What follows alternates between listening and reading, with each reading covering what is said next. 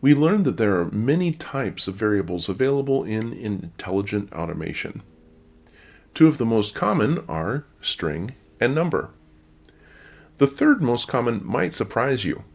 It's the record variable. Why is this variable used so often? Well, it's frequently used in conjunction with the loop action to process a data source one row at a time. For example, if we need to read information from an Excel file, we generally don't grab the entire Excel file and put it into memory. Instead, we go through its rows one row at a time. As we do so, the row that we're currently processing is held in a record variable. Because the record variable holds one row at a time, that means it contains multiple columns of data. Each of these columns are separate string values. We can access these columns of data by using two different methods: providing the column index number, or, optionally, by providing the column index name if it's available.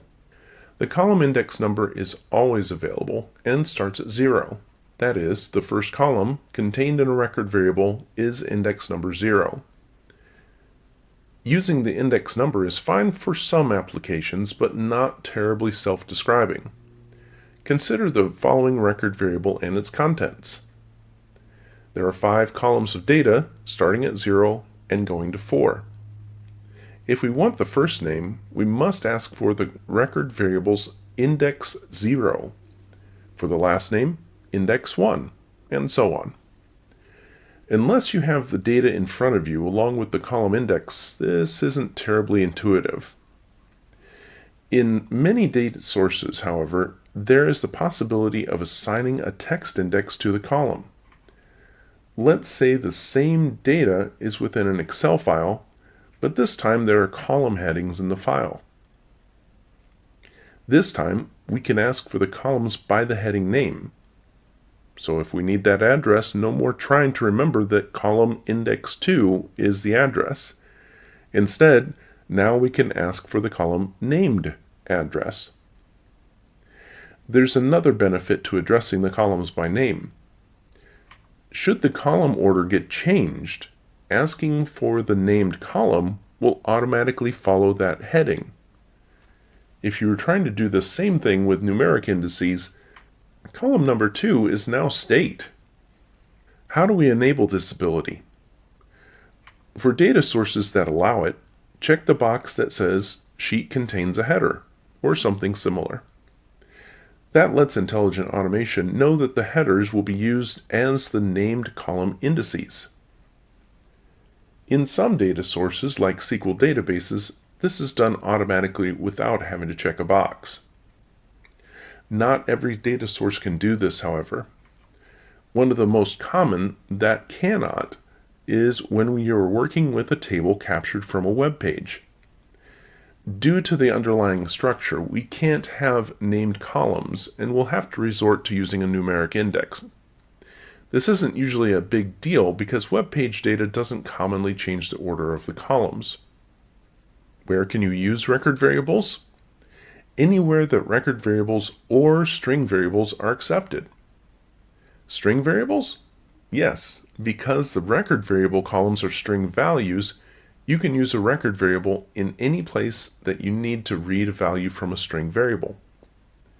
One difference that a record variable has versus a string variable is that the record assign action doesn't assign an action to the record variable as it does with a string variable.